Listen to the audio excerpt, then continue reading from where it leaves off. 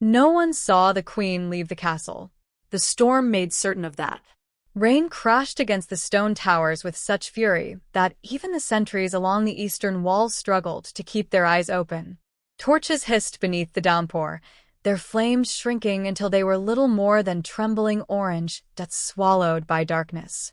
Thunder rolled over the mountains like the footsteps of giants, shaking stained-glass windows that had watched over the kingdom for centuries. It was the kind of night when secrets slipped through forgotten doors. Wrapped in a heavy gray cloak soaked by rain, a lone woman hurried through the castle's oldest passageway, one hand shielding two tiny bundles sleeping against her chest.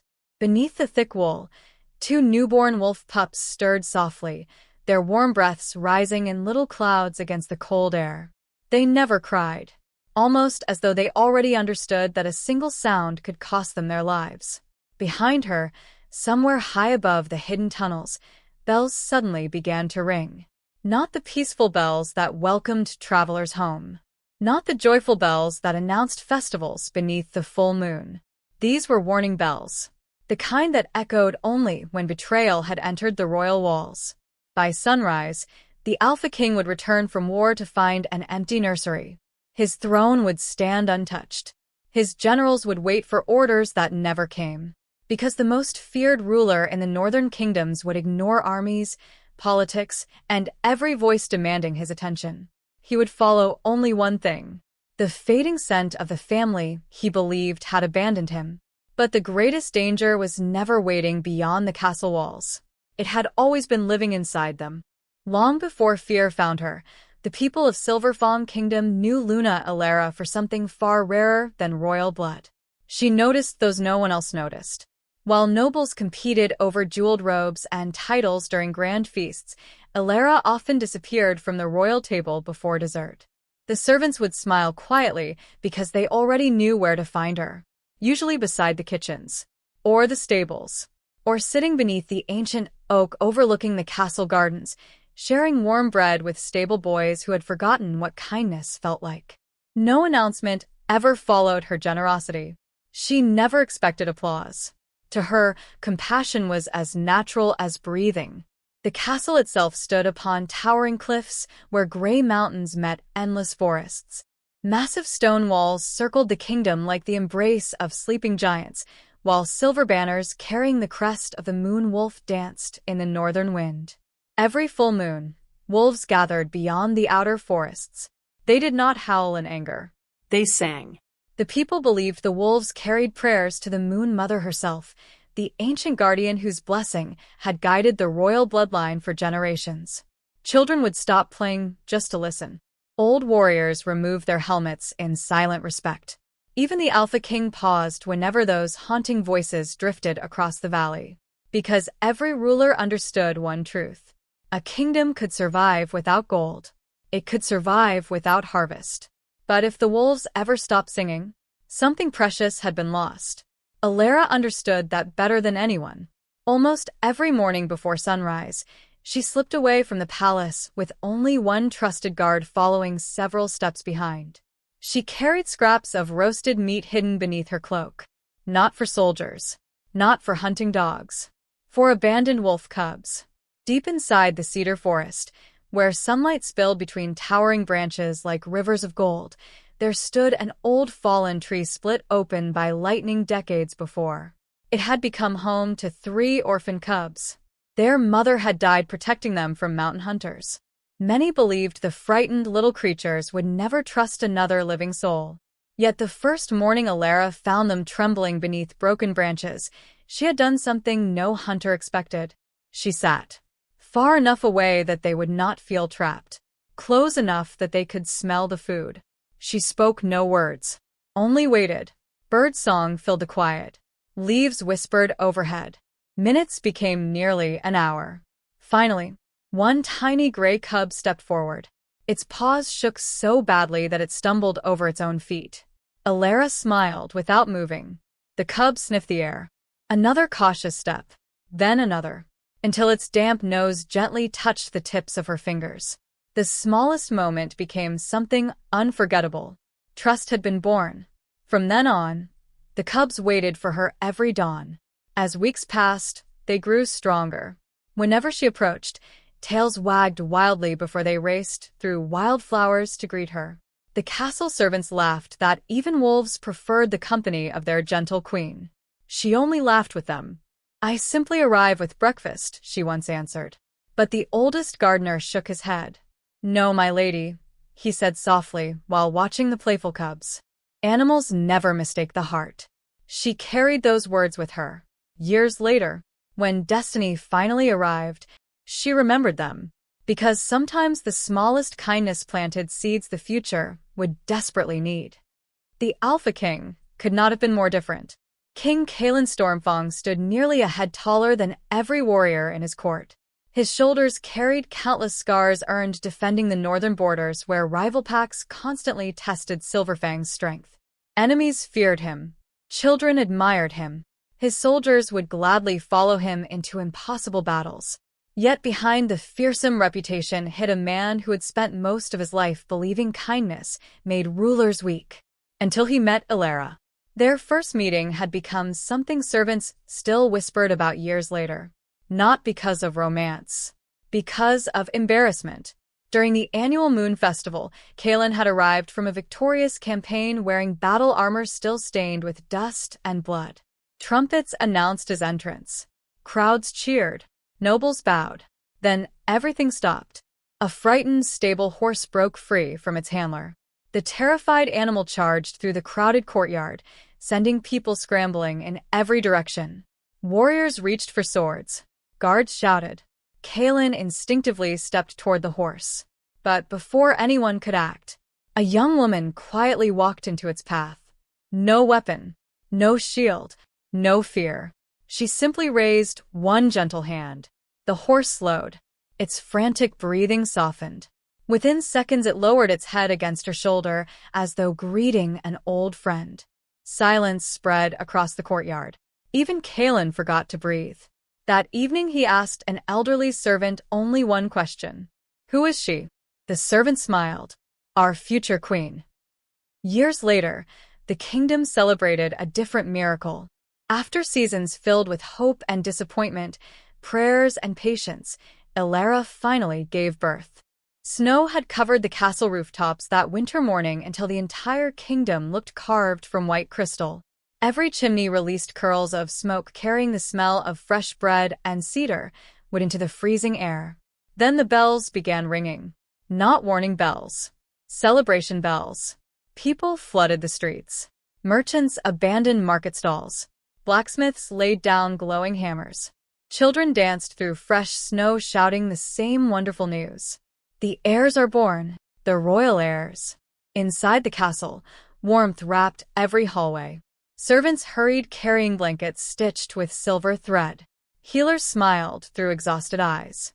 Even hardened palace guards struggled to hide joyful grins. Then another surprise spread like wildfire. Not one heir. 2. Twin pups. An event so rare that the oldest historians searched forgotten records before finally admitting none had witnessed such a birth in living memory. King Kael entered the nursery slowly. For perhaps the first time since childhood, his hands trembled. Lyra rested against embroidered pillows, exhaustion softening her smile as two tiny bundles slept peacefully beside her. Kael approached almost cautiously. His enormous battle-worn hand looked impossibly large beside one tiny paw. One newborn wrapped delicate fingers around his thumb. The mighty Alpha King laughed. Not loudly, not proudly. Just a quiet laugh that belonged only to a father.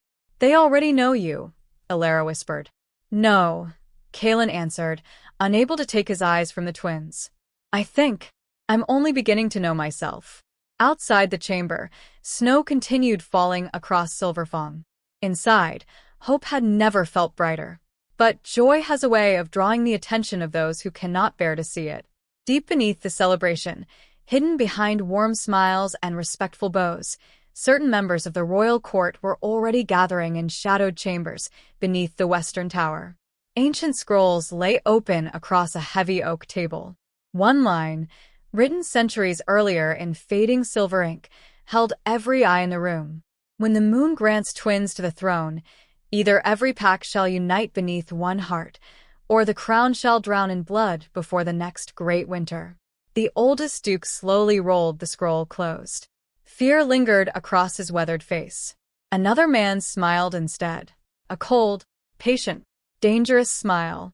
Because while the kingdom celebrated 2 innocent newborns, someone inside the castle had already decided they would never be allowed to grow up. The celebration lasted for days. Silverpine Kingdom glowed beneath winter lanterns while snow continued to fall over rooftops and frozen gardens. Music drifted from the castle halls. Bakers worked through the night preparing sweet bread for the crowds. Wolves howled from the forest edge, their voices rising beneath the moon like a blessing carried through the cold. Everyone believed the kingdom had entered its happiest season. Everyone except the queen. At first, Lyra tried to ignore the unease pressing against her heart. She told herself she was tired from childbirth, that sleepless nights and the responsibility of 2 newborn heirs had made every shadow seem larger. Yet each time she walked through the palace corridors, conversations stopped too quickly. Smiles lingered too long. Certain nobles bowed with perfect respect while their eyes slid toward the nursery doors. Kaelin was away beyond the northern mountains, leading warriors against raiders who had threatened the border villages. Before leaving, he had kissed each pup gently and promised to return before the first thaw. Lyra trusted him with all her heart, but trust could not protect her from what waited inside the castle walls. One stormy evening, rain lashed against the windows hard enough to rattle the iron frames. Thunder rolled above the towers while servants hurried through the corridors carrying lanterns shielded beneath cloaks. The twins had finally fallen asleep, warm against Lyra's chest, when she noticed something strange. The western tower was lit. That part of the castle should have been empty after nightfall. Old records were stored there, along with forgotten council rooms that no one used during celebrations. Yet thin lines of candlelight glowed beneath a heavy oak door halfway down the tower corridor. Voices murmured behind it. Lyra would have continued walking if she had not heard one word. Twins. She stopped. Rain hammered the windows. Another voice answered, low and sharp. The prophecy has already unsettled the border packs. If both pups live, the kingdom may divide before they can even walk. Lyra moved closer, careful not to let the floorboards creak beneath her slippers. A third voice spoke, colder than the others. Then only one heir must remain. The stronger pup can be shaped, raised with loyalty to the council. The other child becomes the necessary sacrifice. Her breath caught in her throat. For a moment she could not understand the words. They sounded impossible, like something from a nightmare whispered by strangers in a distant land. Then the first voice continued. We will announce that illness took both children during the storm. The people will mourn, but grief fades. A hidden heir can be revealed later, when the kingdom is ready to accept the story we give them. Someone laughed softly. King Kaelin is blinded by love. He will rage, but the forged evidence is prepared. Letters, witnesses, rumors that his mate planned to flee with the pups and claim the prophecy for herself. Lyra's fingers tightened around the twins until she feared she might wake them. The nursery suddenly felt far away. The castle suddenly felt dangerous. Inside the room, chairs scraped against stone. We act before dawn, the cold voice said. No mistakes. One pup dies. The other disappears. And the queen becomes the villain history remembers. A flash of lightning illuminated the corridor through a narrow window. For one terrible heartbeat, Lyra saw the reflection of the men inside the chamber, trusted royal advisors, nobles who had bowed before her only hours earlier, men Kaelin had trusted to guide the kingdom in his absence. Betrayal did not come wearing armor. It came wearing silk and titles. Lyra stepped backward. The twins stirred softly beneath her cloak. A floorboard creaked. Silence fell inside the council room. Who is there? A voice demanded. Lyra turned and ran. She did not race wildly through the corridor. Fear taught her caution. She moved quickly but quietly, keeping to the shadows while thunder covered the sound of her footsteps. Behind her, the heavy door burst open. Search the tower. Lantern light spilled across the stone floor. Lyra, One of the nobles called, his voice suddenly smooth and concerned. "My queen, you should not be wandering alone in this storm." She did not answer. The nursery lay 2 corridors away, but returning there would lead the conspirators directly to the twins. Instead, she hurried down a narrow servants' passage she had once explored as a child, when the castle still felt like a place of wonder rather than danger. Rainwater dripped from the ceiling stones. The air smelled of damp earth and old secrets. At the end of the passage stood a small iron door hidden behind faded tapestries. Few people remembered it. Fewer still knew it led to forgotten tunnels beneath the castle. Lyra pressed her shoulder against the rusted handle. It groaned open. Cold air rushed upward from the darkness below. For one trembling moment, she hesitated. Beyond the door lay uncertainty, wilderness, hunger, and danger. Behind her lay assassins. The twins shifted again, one tiny paw slipping free of the blanket. Moonlight from a narrow slit in the wall touched the newborn skin, and for an instant a faint silver glow shimmered across the delicate mark near the pup's wrist. Lyra stared. The mark vanished as quickly as it had appeared. She remembered the old legends whispered by healers and grandmothers. Children blessed by the Moon Mother carried signs that revealed themselves only when destiny approached. Another shout echoed through the corridor behind her. They went this way. Lyra wrapped the twins tighter inside her weathered travel cloak. She kissed each small forehead once, tasting rain and salt and the desperate promise of survival. "I will protect you," she whispered. "Whatever waits beyond these walls, I will protect you." Then she stepped into the tunnel. Darkness swallowed her immediately. The stone stairs spiraled downward beneath the castle, slick with centuries of moisture. Lyra moved carefully, one hand against the wall, the other cradling the twins close to her heartbeat. Above her, distant footsteps thundered through the corridors while servants screamed in confusion at the sudden alarm. The castle bells began to ring. Not celebration bells, warning bells. Their harsh sound followed her into the underground passage like the cry of a wounded kingdom. The tunnel stretched beneath Silverpine Castle, winding through ancient foundations older than the royal bloodline itself. Rats scattered from puddles. Water dripped steadily from the ceiling. Far ahead, a faint draft carried the smell of pine trees and wet earth. Freedom, or exile. Perhaps both. Behind her, voices echoed at the tunnel entrance. "The queen has fled. She has taken the heirs. Seal the gates." Lyra kept moving. The twins remained strangely calm, sleeping through the chaos as though some hidden force guarded their dreams. Several times she nearly slipped on the wet stones, but each time she caught herself before falling. Fear sharpened every sense. She could hear her own breathing, the distant roar of the storm above, and the tiny, steady breaths of the pups against her chest. At last the tunnel rose upward. A final iron gate blocked the exit. Lyra pushed with all her strength. The hinges shrieked. Rain exploded into the passage as the gate swung open onto the outer forest beyond the castle cliffs. Wind tore at her cloak. Trees bent beneath the storm. The world outside was wild, cold, and merciless.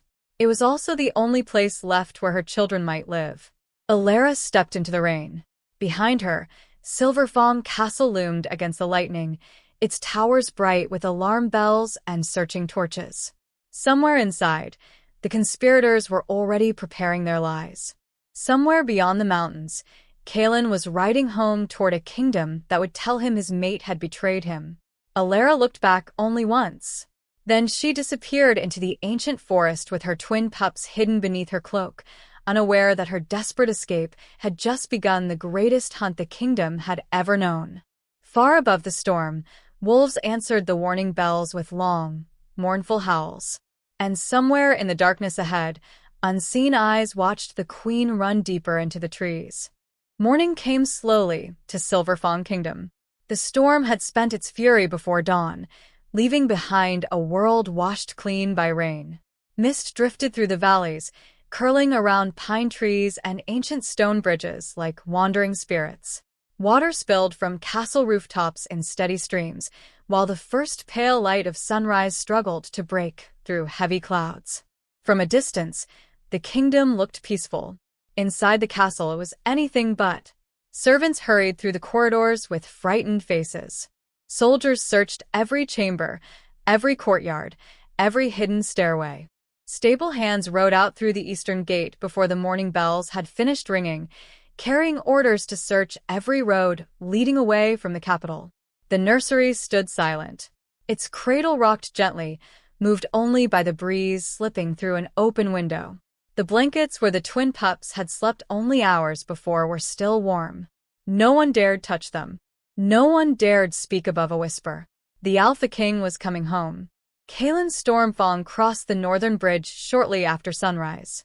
His army marched behind him beneath banners darkened by rain and weeks of war. Horses moved heavily through the mud, their breath rising into the cold air.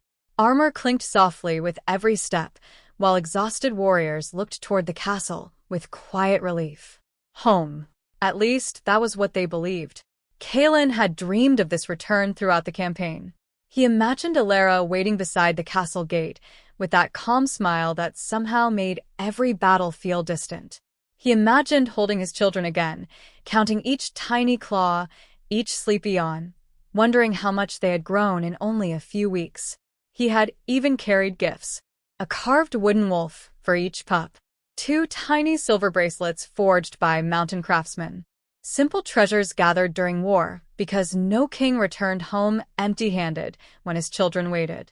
The moment he reached the castle courtyard, something felt wrong. No music. No celebration. No servants smiling from balconies. Only silence. The kind of silence that tightened around the chest before bad news had even been spoken.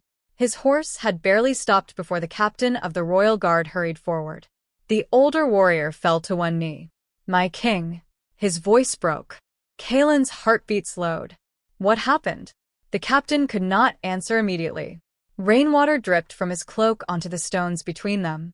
Finally, "The queen has disappeared." Kaelan frowned. Disappeared? She fled during the storm. Those words meant nothing. They simply refused to fit together. Lyra fled? No. His answer came almost gently. You are mistaken. The captain lowered his eyes. The nursery was empty when dawn came.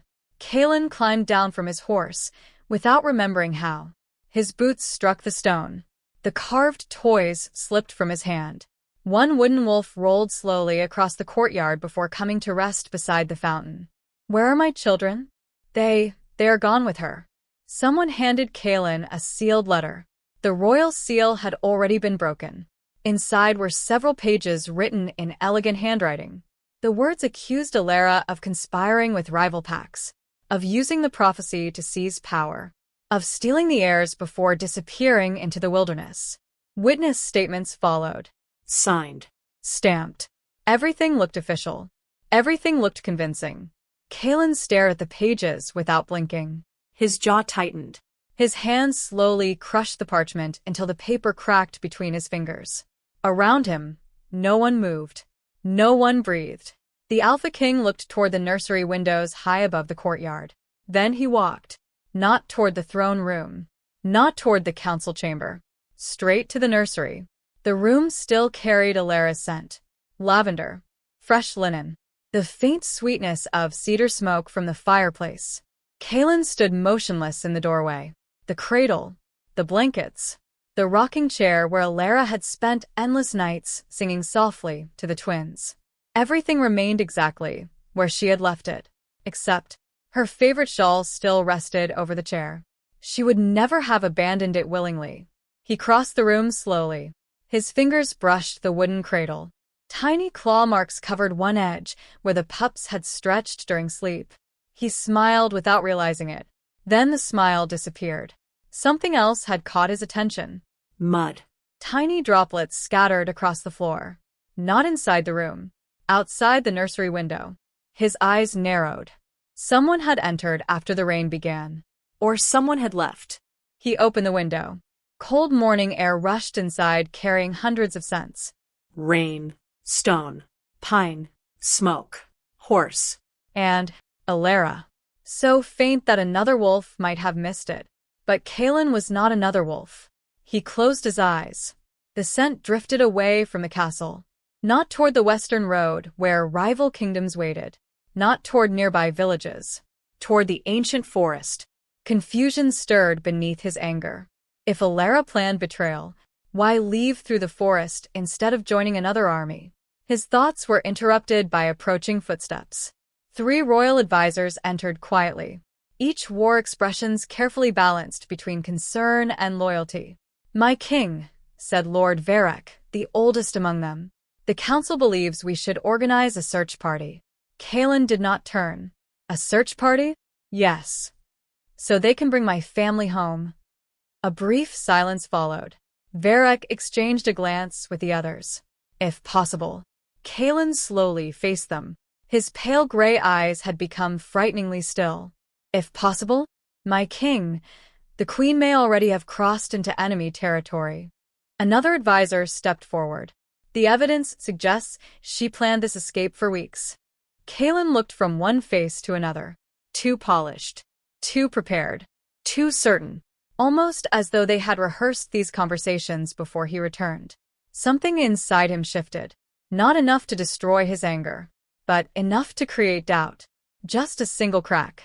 Small. Almost invisible. Yet, once doubt enters a man's heart, it begins asking questions. Kaelin folded the crushed letter. "I will find her myself. My king. No armies. My king. It could be a trap. Then let it be my trap." He turned toward the balcony, overlooking the forest. Wind lifted his dark cloak. Without another word, he stepped over the stone railing. Halfway down the castle wall, his body changed. Bones lengthened. Muscles rolled beneath skin. Dark silver fur burst across powerful shoulders. Within seconds, the Alpha King was gone. A massive wolf landed silently upon the rocks below before racing toward the forest with impossible speed. The council watched him disappear. Lord Varek's calm expression finally cracked. He wasn't supposed to leave alone. Another advisor swallowed nervously. What if he discovers the truth? Varek looked toward the forest until even Kaelin's scent had faded. Then make certain no one survives long enough to tell him. Miles away, Lyra had not slept. The forest had shown little mercy. Rain had soaked every layer of clothing until cold settled deep inside her bones. Her boots were heavy with mud. Every step felt harder than the last, yet she never loosened her hold on the twins. They remained wrapped safely beneath her cloak. Warm. Sleeping. Occasionally, one tiny paw reached into the open air before curling back beneath the blanket. She smiled every time. It reminded her why she could not stop. By midday, hunger had become almost unbearable. She found a narrow stream flowing between moss-covered stones and knelt carefully beside it. The water was so clear she could count every pebble beneath its surface. She cupped her hands, drank. The freezing water soothed her dry throat. Nearby, birds suddenly fell silent. The forest changed. Not dramatically. Just enough. Leaves stopped rustling. Squirrels vanished into the branches. Even the stream somehow sounded quieter. Lyra slowly stood. Someone, or something, was watching. She turned in a slow circle. Nothing. Only towering pines reaching toward the cloudy sky. Then she saw them. Eyes. Golden. Motionless. One pair. Then another. Then 6 more. Wolves. Large. Wild. Silent. They stood between the trees without growling or showing their teeth. Simply watching. Lyra's pulse quickened. She knew enough about wolves to understand one truth. Running would awaken instinct. So she stayed still. The largest wolf stepped forward. Its coat was almost white except for dark markings around one eye. Old scars crossed its muzzle. This was no ordinary hunter. This was a leader. It stopped only a few feet away. The twins shifted beneath her cloak. The old wolf lifted its head slightly. Its nose twitched. Then something unexpected happened. Instead of baring its teeth, the great wolf lowered its head. A gesture of respect. One after another. Every wolf in the pack did the same. Lyra blinked in disbelief. The forest remained perfectly silent. Only the breeze moved through the branches. Slowly, very carefully, the white wolf turned away. It looked back once, as though asking her to follow, then disappeared into the trees. Moments later, a single gray feather drifted from the sky, landing softly at Lyra's feet. She looked upward. High above the forest canopy, a lone hawk circled once before flying toward the western mountains. The same direction the wolves had gone. The same direction no map marked. The same direction where answers might finally be waiting. But hidden deep within those endless woods, another predator had already found her trail. And unlike the wolves, he was following her scent with a broken heart and growing doubt. By the time the sun slipped behind the western mountains, the forest had become a different world. The tall pines gave way to ancient cedars whose trunks were so wide that 5 grown men could not have joined hands around them. Moss draped over broken branches like old green velvet, and silver mist drifted low across the forest floor, hiding roots and fallen stones beneath a soft blanket of white. Lyra followed the path the wolves had chosen. It was hardly a path at all. No footprints marked the earth. No broken branches pointed the way. Yet every few hundred steps she noticed the smallest signs, as though the forest itself was quietly guiding her. A strip of bark peeled from the north side of a tree. Fresh water flowing where no stream should have been. A single white feather resting on a moss-covered rock. Each sign seemed too perfect to be chance. The twins slept peacefully through most of the journey. Whenever one stirred, the other settled almost immediately, as though they could feel each other's heartbeat even while dreaming. More than once, Lyra looked down in wonder. The silver marks on their tiny wrists had appeared again beneath the fading evening light, glowing so faintly she almost believed her tired eyes were imagining them. She gently covered their hands with the blanket. Not yet. Whatever those marks meant, she prayed no one else would see them. Her strength was beginning to fail. She had eaten almost nothing since leaving the castle. Hunger hollowed her movements, and the cold had settled deep into her muscles. Every breath carried a quiet ache. Just before darkness claimed the forest completely, she stumbled. Her knees struck a stone hidden beneath wet leaves. Pain shot through her leg. She caught herself before falling on the pups, but the effort left her kneeling in the mud, too exhausted to stand again. For the first time since escaping the castle, tears filled her eyes. Not from fear, not from pain, from helplessness. "I don't know how much farther I can carry you," she whispered, brushing damp hair from one tiny face. "But I will not stop." A cold breeze passed through the trees. Then came a sound. Not wolves, not soldiers. A bell. One soft chime. Then another. Clear. Gentle. Somewhere ahead. Lyra slowly lifted her head. The bells rang again. She pushed herself upright. If there were bells, there were people. And where there were people, there might still be hope. The forest opened without warning. Towering trees gave way to a quiet clearing bathed in pale moonlight. Broken stone columns rose from the earth, like the ribs of some forgotten giant.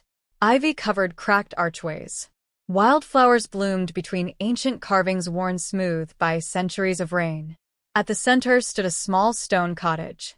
Smoke curled peacefully from its chimney. Lantern light glowed behind round windows. The little bell she had heard hung beside the wooden door, swaying gently in the evening breeze. Everything about the place felt untouched by time. Even the air seemed quieter. Lyra approached cautiously. Before she could knock, the door opened. An elderly woman stood in the warm light. Her silver hair was braided neatly beneath a hood of soft gray wool. Her hands were wrinkled but steady, stained with herbs and crushed berries. Deep lines framed her face, yet her clear blue eyes held the brightness of someone who had spent a lifetime studying both sorrow and hope. She looked at Lyra, then at the bundles beneath her cloak. No surprise crossed her face, only quiet understanding. "You've come farther than any mother should have to." Her voice was soft enough to calm frightened birds. Lyra stared. "You know me?" "I know exhaustion when I see it." The old woman stepped aside. "And I know children who have traveled too long without warmth." Alara hesitated only a heartbeat before entering. The cottage smelled of cedar wood, dried lavender, fresh bread, and herbs hanging from the ceiling beams. A fire crackled inside a round stone hearth, filling the room with comforting warmth. It felt more like home than the castle had during the last terrifying night. The old woman guided her toward a wooden chair. "No questions tonight," she said gently. "You need food. And they need sleep." The twins were carefully wrapped in fresh wool blankets beside the fire. They slept as peacefully as if the forest itself were guarding their dreams. Alara watched every breath they took. Only after she was certain they were safe did she allow herself to eat. The bread was warm. The soup tasted of roots, herbs, and wild mushrooms. Simple food. Yet after days of fear, it felt like a feast. The elderly woman remained quiet until the bowl was empty. Then she poured warm tea into 2 clay cups. "My name is Mira." Alara bowed her head slightly. "I owe you my life." Mira smiled. "Perhaps." She looked toward the sleeping twins. "Or perhaps I owe mine to them." Silence settled between them. Outside, the wind whispered through the ruins. Finally, Mira stood and walked toward the babies. She reached out carefully, brushing one tiny wrist with a weathered finger. The room changed. A faint silver glow spread beneath the baby's skin. Soft. Gentle, like moonlight reflected on still water. Mira closed her eyes. When she opened them again, tears shimmered there. "So it is true." Alara's heartbeat quickened. "You know what this is?" Mira nodded slowly. "I prayed I would never see these marks." "Why?" "Because blessings like this always awaken those who hunger for power." She pulled an old wooden chest from beneath a shelf. Inside lay several weathered scrolls wrapped in faded blue cloth. The parchment crackled softly as she unrolled the oldest one. Its edges had nearly turned to dust. Ancient symbols filled the page. At the center rested a familiar image. 2 wolves, standing beneath a full moon. Between them, 2 small stars. The mark of the twin moon. Alara leaned closer. "I've never heard of it." "Few have." Mira traced the faded drawing with one trembling finger. The first Alpha Kings believed that once in many centuries, the Moon Mother would send twin heirs carrying a gift unlike strength or speed. What gift? The ability to heal the oldest wound of all. Alara frowned. "I don't understand. The divide." Mira looked toward the fire. Long ago, humans and wolves did not fear one another. They lived as one people beneath the same sky. Her voice became almost distant, but ambition shattered that bond. Wars followed. Kings rose. Kingdoms fell. The gift carried by your children is not meant to conquer. Alara looked at her sleeping pups. "They're only babies." "They are. And that is exactly why your enemies fear them." Hours passed as Mira shared fragments of forgotten history. The sanctuary. The Moon Mother's blessing. The ancient guardians hidden beyond the western mountains. Every answer seemed to uncover 2 new mysteries.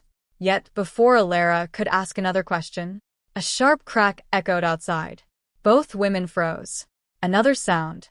A footstep. Then another. Not one person. Several. Moving carefully through the ruins.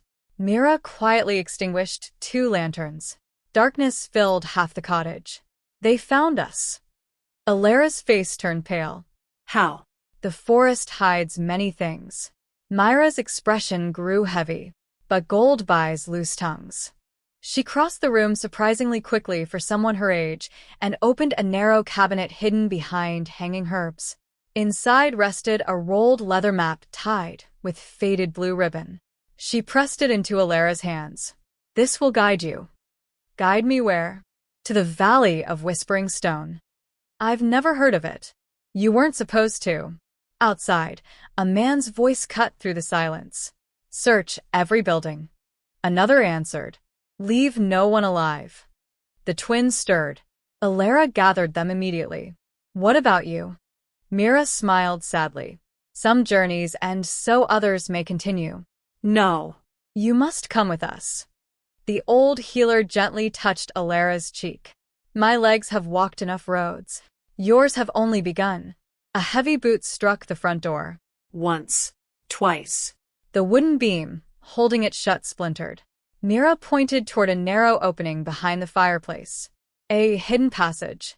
Hurry. Lyra refused to move. I can't leave you. You already know you must. The third strike shattered the door. Cold night air rushed inside. Shadowed figures poured into the cottage carrying torches and curved blades. Mira stepped between them and the hidden passage. She looked suddenly much taller, much stronger, not because her body had changed, because courage had. Go, she whispered without turning around. Lyra disappeared into the darkness behind the hearth just as the first assassin entered the room. The hidden tunnel was barely wide enough to crawl through. Damp earth clung to her hands as she held the twins close, every heartbeat echoing in her ears. Then came the sounds she would never forget. The crash of furniture, the roar of flames, a blade striking stone, Myra's calm voice rising one last time. Then, silence. A terrible silence. Tears blurred Lyra's vision, but she did not stop crawling. She couldn't. The map was tucked safely beneath her cloak. The twins were still breathing. That had to be enough. It had to be. Several minutes later, the tunnel opened onto a narrow mountain trail hidden behind a curtain of ivy. Cold night air filled her lungs. She climbed onto the rocky ledge and turned back toward the ruins. Orange flames licked the sky. The little cottage that had offered warmth, kindness, and hope was burning. The tiny bell beside the door rang once in the wind before the roof collapsed into the fire. Lyra lowered her head. She had known Mira for only a few hours. Yet the old healer had given everything to protect two children she had never met before that night. Lyra tightened her hold on the twins. I won't let your sacrifice be forgotten, she whispered. Above her, the moon finally broke free from the clouds. Its pale light fell across the ancient map in her trembling hands. Lines that had seemed faded before now shimmered with a faint silver glow, as though the moon itself had awakened the path. The route wound west through the mountains, toward a place marked only with one forgotten symbol, a wolf surrounded by 7 stars. Far below, hidden among the trees, the assassins emerged from the burning ruins. One of them knelt beside the soft earth, touching the fresh footprints leading toward the cliffs. Then he smiled. They're close. Behind him, another figure stepped from the shadows. Unlike the others, he wore no mask. Lord Varric. He looked toward the moonlit mountains with cold, patient eyes. Do not lose them again. And somewhere beyond the next ridge, another hunter was already closing the distance. The Alpha King had found the Queen's trail. He was only hours behind. The first light of dawn spilled across the mountains like liquid gold, touching the highest peaks before slowly sliding into the valleys below. Frost clung to every blade of grass, turning the rugged landscape into a sea of glittering silver. From where Lyra stood, the forest stretched endlessly behind her, hiding the burning ruins beneath a blanket of morning mist. She looked back only once. A thin ribbon of smoke still rose into the sky where Myra's cottage had stood. The little bell that had welcomed frightened travelers was silent now. Only the memory remained. Lyra rested her forehead gently against the heads of the sleeping twins. I promise, she whispered, her voice barely stronger than the breeze. Your kindness will live through them. The mountain wind carried her words away. Then she turned toward the west, toward the Valley of Whispering Stone, toward the only hope left. The trail climbed sharply. Loose rocks shifted beneath her boots, forcing her to move slowly. Towering cliffs blocked much of the morning sun, leaving patches of ice hidden beneath thin layers of snow. Every careful step demanded her full attention. The twins had finally awakened.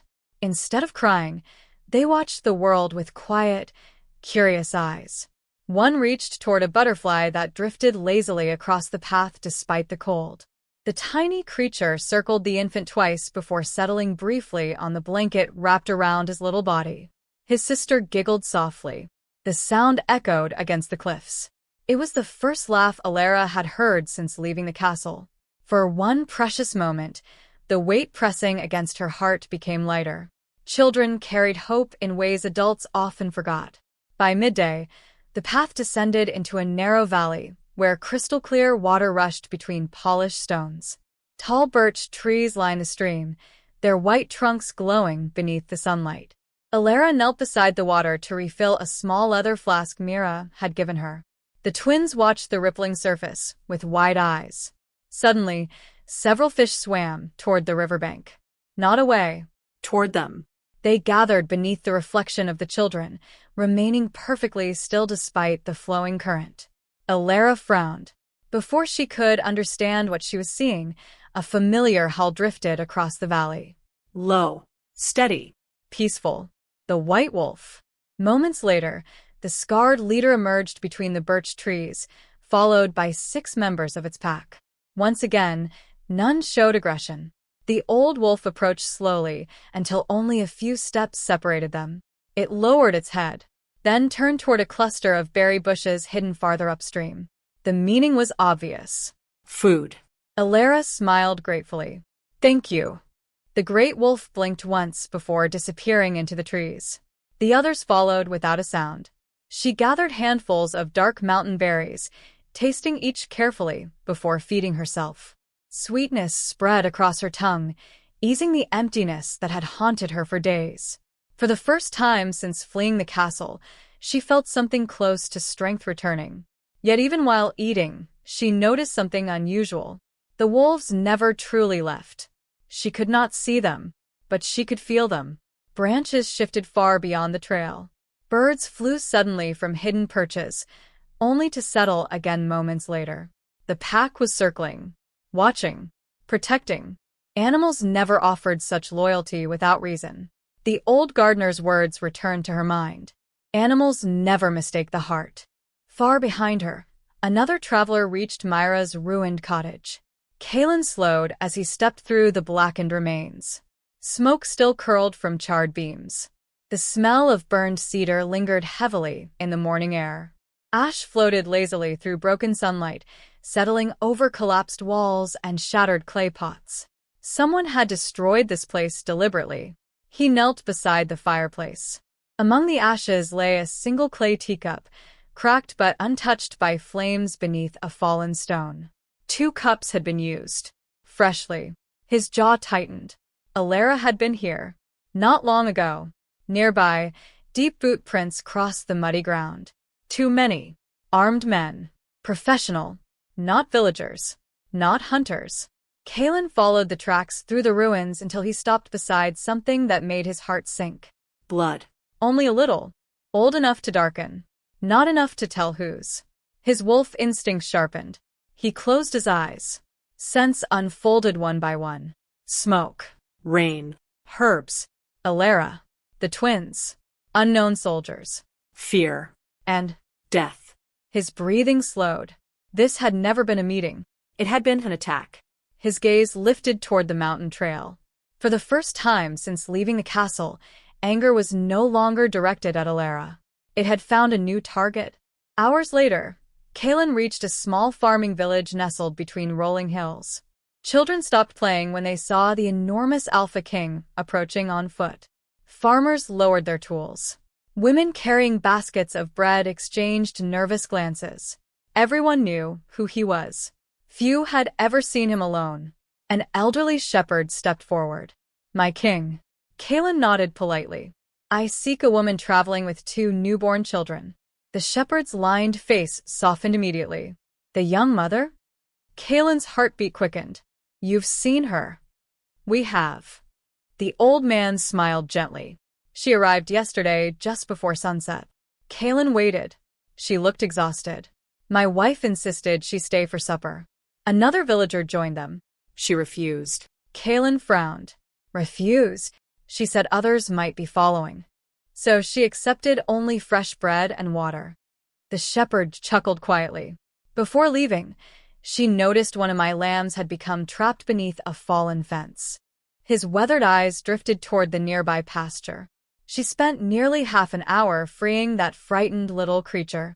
Kaelin stared. The image settled heavily inside him. Lyra, hungry, exhausted, running for her life. yet stopping to rescue an animal. It sounded exactly like the woman he had married. Nothing like the traitor described in the forged letters. The shepherd continued. She apologized for taking our time. His voice grew softer. I've met many nobles.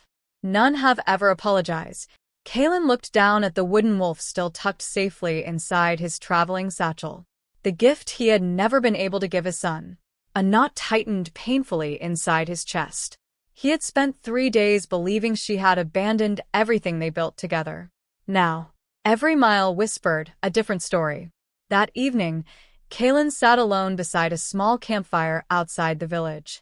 The flames crackled softly, while the forest beyond faded into darkness. He removed the folded letter accusing Lyra of betrayal. The parchment looked different now. Not because the words had changed.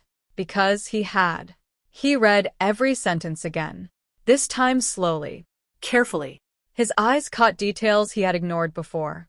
Witnesses who could not possibly have been present. Timelines that overlapped. Descriptions too perfect. Almost rehearsed. His fingers tightened around the paper. Someone had wanted him angry. Someone had wanted him to stop asking questions. The realization struck harder than any sword. He had nearly become their weapon. A low growl escaped his throat. He fed the letter into the fire. The flames consumed it within seconds. I should have trusted you. The night swallowed his quiet confession. No one answered. Yet somewhere beyond the darkness, a lone wolf howled. Not with sorrow. With purpose. Meanwhile, Lyra's journey grew more dangerous. The mountain trail narrowed until sheer cliffs rose on both sides like towering walls. Thick fog rolled through the pass, hiding everything beyond a few yards. She checked Myra's map again. The silver lines glowed brighter beneath the moonlight. Only one route remained. Straight ahead. Then, a sound. Metal striking stone. Lyra froze. Not far away. Voices. Low. Careful. Searching. She slipped behind a massive boulder, pulling the twins close. The voices grew louder. Spread out. She cannot be far. If the children die, Lord Varek will skin us alive. Lyra's pulse thundered in her ears. Assassins. Again. She searched desperately for another path. There wasn't one. The narrow pass offered nowhere to run. The men were approaching from the only exit. She closed her eyes. Think. The twins remained strangely calm. One tiny hand reached from the blanket and rested against her arm. At that exact moment, a howl exploded across the mountains. Then another. And another. The sound echoed from every direction until the cliffs themselves seemed alive with wolves. The assassin stopped. What was that? I don't know. Shapes appeared through the fog. Large. Silent. Golden eyes reflecting moonlight. Not one wolf. Not 10. Dozens. They emerged from the mist without a sound, standing along the cliffs above the narrow pass. Watching. Waiting. The white wolf stepped onto a high ledge overlooking the hunters. Its scarred face remained calm. Its gaze never left Lyra. Then it lifted its head. One powerful howl split the night. The mountains answered. Snow broke loose from the cliffs. At first, it was only a whisper. Then a rumble. Then the earth itself began to shake. The assassins looked upward. Their faces drained of color. Avalanche. The mountains roared. Walls of snow and shattered ice thundered down the slopes with unstoppable force. Men screamed. Horses bolted. Weapons disappeared beneath the white torrent. Lyra stood frozen. The wolves had not attacked. They had warned the mountain. Or perhaps, the mountain had answered them. The white wolf leaped effortlessly onto another ledge, looking toward Lyra one final time. Follow. She understood immediately. Clutching the twins tightly, she ran after the disappearing pack through a hidden passage between the cliffs just as the avalanche crashed behind her, sealing the mountain pass beneath thousands of tons of snow and stone. When silence finally returned, the old trail no longer existed. Neither did the hunters. But far beyond the buried pass, standing alone beneath the moon, Lord Varek watched the distant avalanche from another ridge. His expression never changed. If the wolves protect them, He turned toward the shadowed peaks beyond the horizon. Then we awakened something far worse. And deep within those forbidden mountains, where no ordinary map dared to lead, ancient eyes slowly opened after centuries of waiting. The sanctuary had felt the twins drawing near. Morning arrived without birdsong. The silence itself felt ancient. Lyra opened her eyes beneath the shelter of a towering cliff where the wolves had led her after the avalanche. During the night, she had slept only in brief moments, waking again and again at the smallest sound. Each time she reached instinctively for the twins, her fingers found warm blankets, tiny hands, and the steady rise and fall of peaceful breathing. Only then could she close her eyes again. The air carried a strange freshness unlike anything she had known before. It smelled of cold stone, wild thyme, pine resin, and water flowing somewhere unseen beneath the mountain. A gentle breeze moved through the narrow canyon, whispering against the rocks with a sound almost like distant voices. She remembered the name on Myra's map, the Valley of Whispering Stone. As the first rays of sunlight touched the cliffs, the whispers seemed to fade, leaving behind only the quiet rush of wind. The white wolf stood a short distance away. Its silver-white coat shimmered beneath the morning light, every scar across its face telling the story of battles survived long before Lyra had been born. It waited. Not impatiently, not nervously, simply watching, almost like an old guardian making certain she had found the strength to continue. Lyra rose slowly, wincing as sore muscles protested every movement. "You haven't left us once," she said quietly. The wolf blinked. No movement, no sound. Then, with calm certainty, it turned toward the deeper canyon and began walking. Lyra adjusted the twins beneath her cloak and followed. The canyon twisted through the mountains for hours. Sometimes it narrowed until both cliff walls could almost be touched at once. At other times it widened into open terraces where waterfalls poured down polished stone, filling the air with sparkling mist. The twins seemed unusually alert. Instead of sleeping, they watched everything. One reached toward shafts of sunlight dancing through the spray. The other laughed softly whenever bright blue mountain birds landed nearby. The birds showed no fear. Neither did the deer grazing along the slopes. Even wild foxes paused to watch the children pass before quietly continuing on their way. It was as though every living creature recognized something the human eye could not yet see. Lyra noticed it too. The closer they traveled toward the heart of the valley, the calmer the world became. No predator hunted. No prey fled. Life simply existed. Together. Near midday, the canyon ended. Lyra stepped through a curtain of hanging vines and stopped so suddenly that her breath caught. The valley spread before her like a forgotten dream. Crystal rivers wound through emerald meadows filled with flowers she had never seen before. Ancient oak trees stood beside silver birches whose leaves shimmered even without wind. Great stone circles rose from the earth, covered in glowing symbols worn smooth by countless centuries. Far beyond them stood towering cliffs surrounding the valley on every side. There was only one entrance, the one she had just crossed. High overhead, waterfalls poured from the mountains like ribbons of glass before disappearing into clear blue lakes below. Dozens of wolves roamed freely across the fields. Gray, black, white, old, young. Not one growled. Not one fought. Some rested peacefully beneath trees while others drank beside deer that showed no fear at all. It looked impossible. Yet there it was. A place where nature had never forgotten harmony. Tears slowly filled Lyra's eyes. This place is real. The white wolf looked toward her briefly, then continued walking. At the center of the valley stood 7 enormous standing stones arranged in a perfect circle. Each towered higher than the castle gates of Silverfang. Ancient carvings covered every surface. Moon symbols, wolf markings, stars, Trees. rivers, the history of an entire world carved into stone. As Lyra approached, something changed. The air became warmer. The wind stopped. Even the waterfalls seemed quieter. The twins stirred. Without warning, the silver marks on both of their wrists began to glow. Not faintly this time. Brilliantly. Soft moonlight spread across their tiny skin until the ancient carvings around the standing stones answered with light of their own. Lines that had slept for centuries awakened one by one. The ground trembled. Lyra instinctively stepped backward. The white wolf remained perfectly still. Then every wolf throughout the valley lifted its head toward the sky. No howl came. Instead, they bowed. All of them. Hundreds of wolves lowering their heads in silent reverence.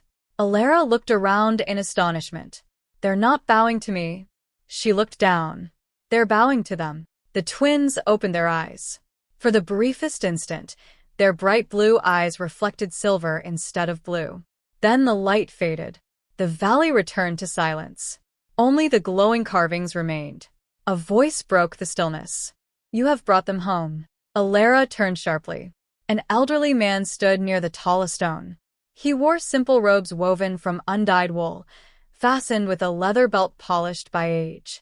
His long white hair reached his shoulders, and his beard flowed almost to his chest. Though he leaned lightly on a carved wooden staff, nothing about him seemed frail. His eyes were clear, ancient, gentle. Behind him stood several men and women of different ages. Some carried herbs, others baskets of fruit. None held weapons. The old man smiled warmly. We've waited a very long time. Lyra instinctively stepped back. I don't know you. No. You know only the stories. He lowered his head respectfully. My name is Rowan. I am the keeper of the valley. His gaze shifted toward the twins.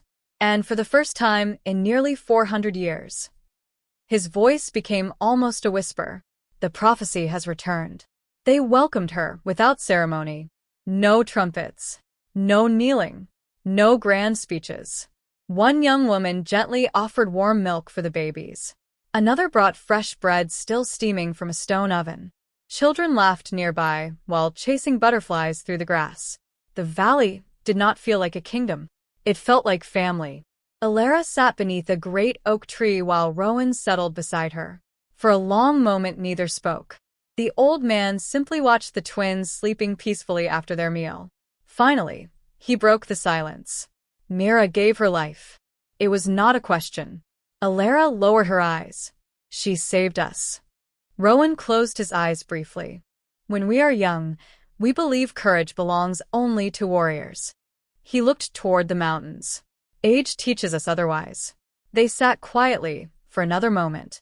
Then Lyra asked the question that had haunted her since the marks first appeared. What are my children? Rowan smiled gently. They are exactly what they appear to be. She frowned. Babies. Yes. Nothing more. He looked toward the valley where wolves and children played together. The world will try to make them symbols. Kings will call them power. Enemies will call them danger. But never forget. He looked directly into her eyes. They are children before they are legends. Lyra felt tears threatening again. She nodded silently. That evening Rowan led her deeper into the valley. Hidden beneath an enormous cliff stood a cave unlike any she had ever seen. Moonlight entered through cracks high above, illuminating smooth stone walls covered with ancient paintings. Families. Wolves. Children. The Moon Mother. At the center rested a shallow pool so still it reflected the ceiling like polished glass. This, Rowan said softly, is the Heart Spring, the oldest place in the valley. He knelt beside the water. Our ancestors believed every guardian of the moon first drank here. Lyra looked into the clear pool. Instead of her reflection, she saw stars. Countless stars beneath perfectly calm water. They say the spring never lies. Rowan smiled. Would you like to see? Before she could answer, one of the twins reached toward the water. Tiny fingers touched the surface. Ripples spread slowly across the pool. The stars disappeared. A new image formed. A castle. Silverfang. Smoke rising above its towers. Soldiers running through the courtyards. Lord Varric standing inside the royal throne room. Then, Kaelin. He was alone. Standing before the empty nursery. His shoulders no longer carried the confidence of a king. Only the weight of unbearable regret. The vision shifted again. Kaelin knelt beside Myra's burned cottage. His hand rested on the cracked teacup. his face broken. Lyra reached toward the water instinctively. The image vanished. Only stillness remained. Her lips trembled. He knows. Rowan nodded. He has begun to. Can he find us? Perhaps. Will he? The old keeper looked toward the cave entrance where moonlight spilled across the floor. Every heart chooses its own path. Far beyond the valley, Kaelin stood at the edge of the avalanche. Thousands of tons of snow blocked the mountain pass. The trail ended here. Any ordinary hunter would have turned back. Kaelin wasn't ordinary. He shifted into his wolf form. The massive silver wolf lowered his nose toward the frozen earth. Almost nothing remained. The avalanche had buried nearly every scent. Almost. There. A single thread. Faint. Carried by the wind itself.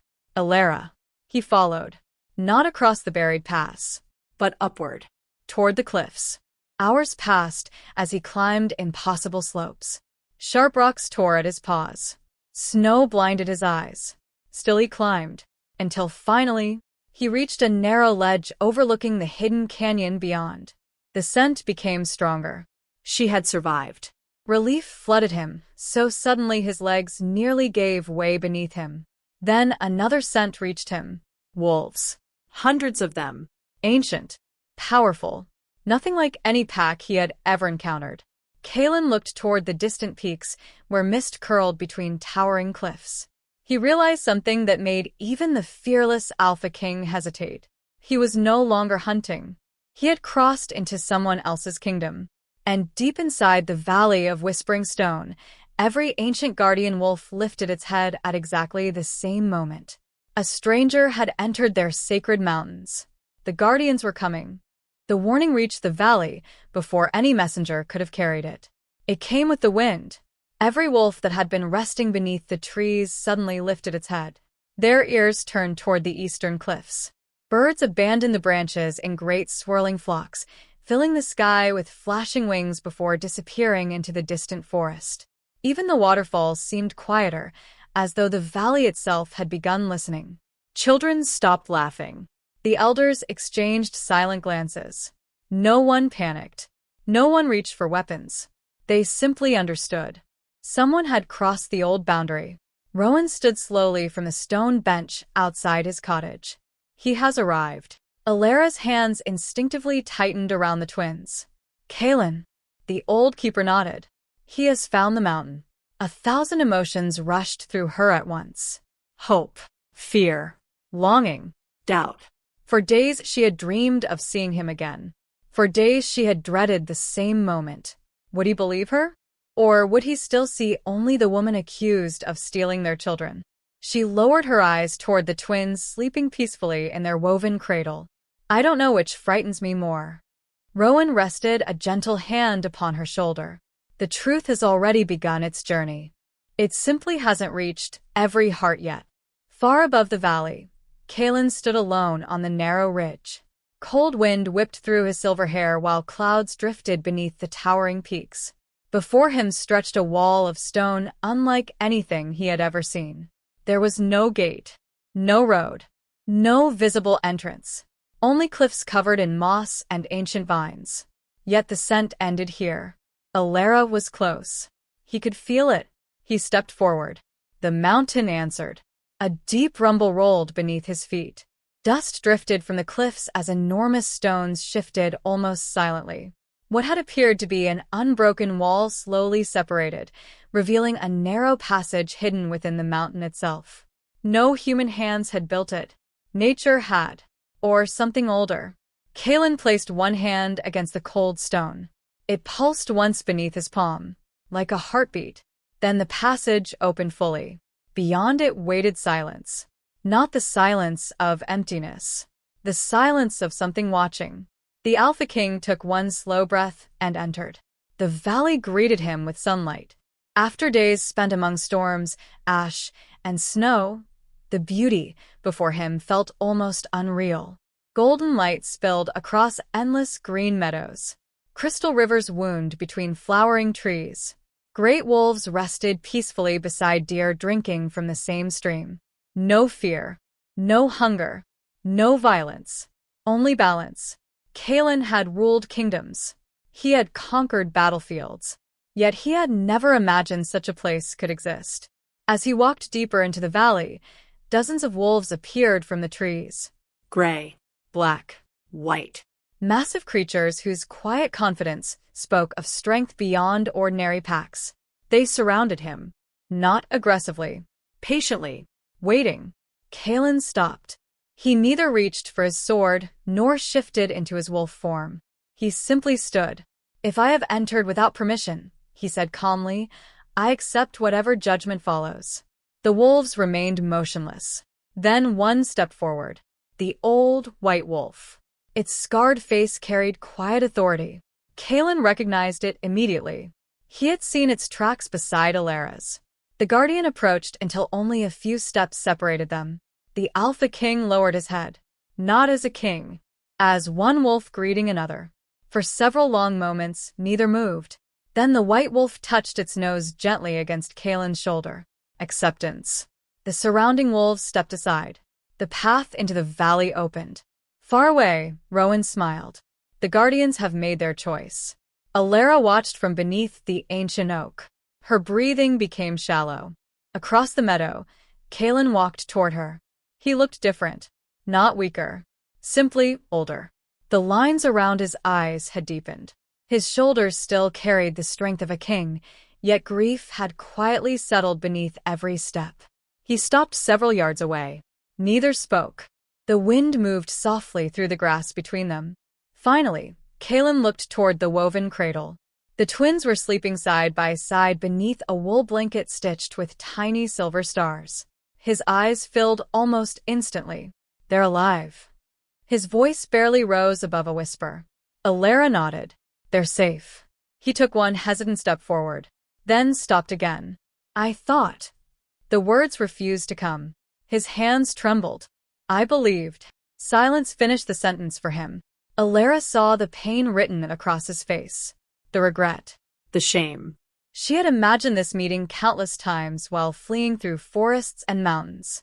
In every version, anger had filled her heart. Now, standing before the man she loved, she found only sadness. "You believed what they wanted you to believe." Kaelin lowered his eyes. "I should have trusted you." He sank slowly to one knee. Not before a queen. Before the woman he had failed. "I was not beside you when you needed me." His voice cracked. "I allowed lies to stand where my faith should have been." Lyra's tears finally escaped. For a long moment she simply looked at him. Then she crossed the remaining distance. Without a word, she placed one hand gently against his face. The same face that had frightened armies. Now, wet with quiet tears. "You came." Kaelin closed his eyes against her touch. "I will spend the rest of my life making sure I never arrive too late again."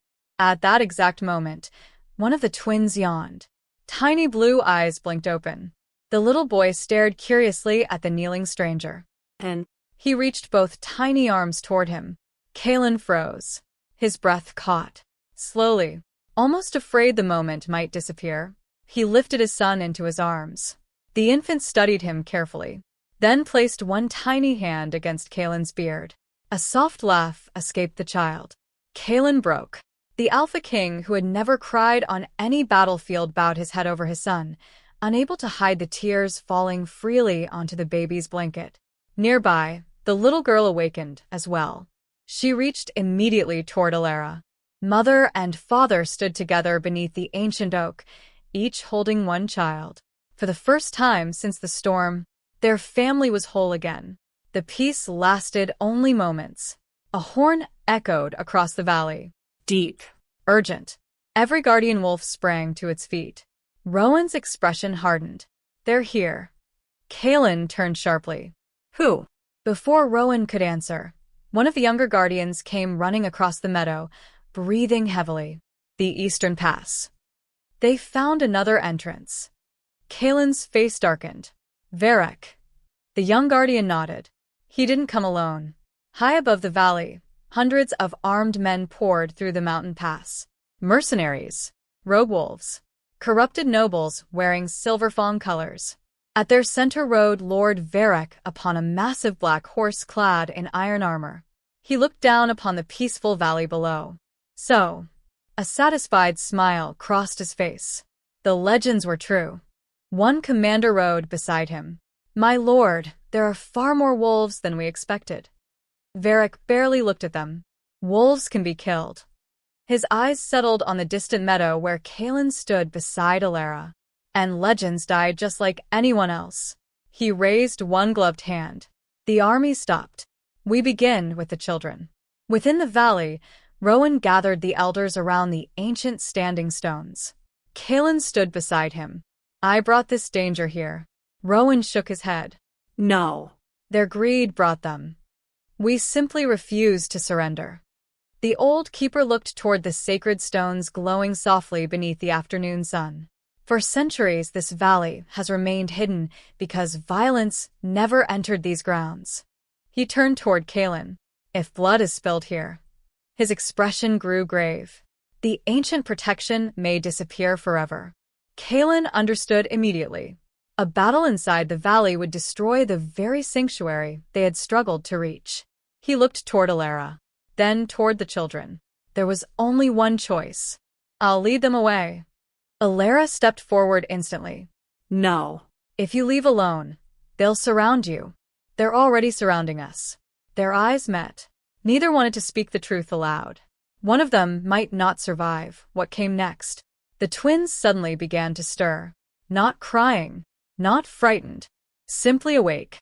Their tiny silver marks started glowing once more, brighter than ever before. The standing stones answered. Deep beneath the valley, something ancient awakened. The earth itself began to tremble. Far above, Lord Varric frowned as his horse suddenly refused to move another step. The animal trembled violently. Its ears flattened, its eyes fixed upon the valley below. Then, from somewhere beneath the mountains, a howl rose unlike any sound heard in generations. It was older than kingdoms, older than prophecies, older than memory itself.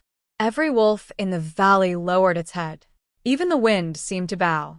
Rowan whispered only 4 words. "They have awakened him." Kaelin looked toward the highest mountain where a colossal shadow slowly emerged from the mist. It was not merely a wolf. It was the first guardian, the oldest protector ever chosen by the Moon Mother. And it had come to judge everyone standing beneath its gaze. The mountain seemed to breathe. Clouds drifted apart as though unseen hands had pulled them aside, allowing pale afternoon light to spill across the highest peak. Every eye in the valley turned upward. No one spoke. No one dared. From the sea of mist, the enormous figure stepped forward. Its paws rested upon a cliff that would have dwarfed the tallest castle tower, yet even that ancient stone seemed small beneath its presence. Silver-white fur flowed like moonlit water across its massive body, untouched by age despite the centuries it had guarded the hidden valley. Its eyes were unlike any living creature's.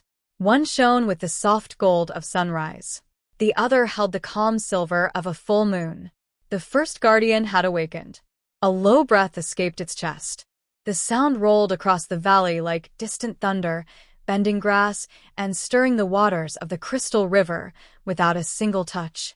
Every guardian wolf lowered itself until its belly touched the earth. Rowan knelt. The elders followed. Even Kaelin, whose name had sent armies retreating without battle, bowed his head in silent respect. Only the twins continued watching without fear. The little boy reached toward the giant wolf with tiny, curious fingers. His sister laughed softly, as though greeting an old friend. The first guardian looked at them. Then something impossible happened. The colossal wolf lowered its great head. Not to a king, not to an elder, to 2 children. A quiet murmur swept through the valley. Rowan's voice trembled with awe. The blessing has accepted its heirs. Far above the valley, Lord Varric watched the scene through narrowed eyes. For the first time since his conspiracy had begun, uncertainty crept into his expression. One of his commanders swallowed hard. "My lord." "That creature." Varric's gaze never left the valley. "It bleeds like everything else." The commander looked unconvinced. "Our men are frightened." "Then remind them what fear costs." Varric drew his sword slowly. Its polished blade reflected the afternoon sun. Forward. No one moved. He turned cold eyes toward the nearest captain. I gave an order. Reluctantly, the mercenaries urged their horses onward. The moment the first boot crossed the ancient stone boundary surrounding the valley, the wind died. Completely. Birds stopped singing. The waterfalls seemed to freeze.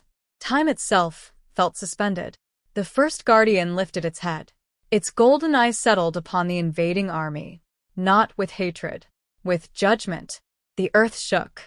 Not violently. Deliberately. Ancient stones rose from beneath the grass, forming towering pillars between the valley and the approaching soldiers. Great roots burst through the ground, weaving together like living walls. The mountain was protecting itself. Horses reared in panic. Several soldiers fell into the grass. Others dropped their weapons without realizing they had done so. Only Varric remained calm. Break through. Archers raised their bows. Dozens of arrows darkened the sky. They never reached their target. A sudden gust of wind swept across the valley. Every arrow changed direction. Not one struck a living soul. Instead, they buried themselves harmlessly in the earth far beyond the standing stones. A frightened whisper spread through the invading ranks. The valley. It won't let us fight. Kaelin stepped forward. He looked first toward the frightened soldiers, then toward Varric. His voice carried across the valley with the quiet strength of a ruler who no longer needed anger to be heard. End this. Varric laughed. You still don't understand. He slowly removed another bundle of sealed documents from inside his cloak. You think this was about prophecy? He threw the papers into the wind. Letters scattered across the valley like falling leaves. Peace weakens kingdoms. Fear strengthens them. He smiled without warmth. As long as wolves fear humans, and humans fear wolves, men like me always have power. The words settled heavily over everyone listening. Even the mercenaries looked toward one another uneasily. They had expected talk of destiny, not confession. Kaelin's expression hardened. You murdered your own people. I protected the future. You murdered Mira, one old healer. You ordered the deaths of children. They were obstacles. Silence followed. No one could mistake the truth now, not even those who had followed Varric for years. One by one, soldiers lowered their weapons. A captain removed the crest from his cloak and dropped it onto the ground. Another stepped backward. Then another. Loyalty built upon lies collapsed faster than stone. Varric looked around in disbelief.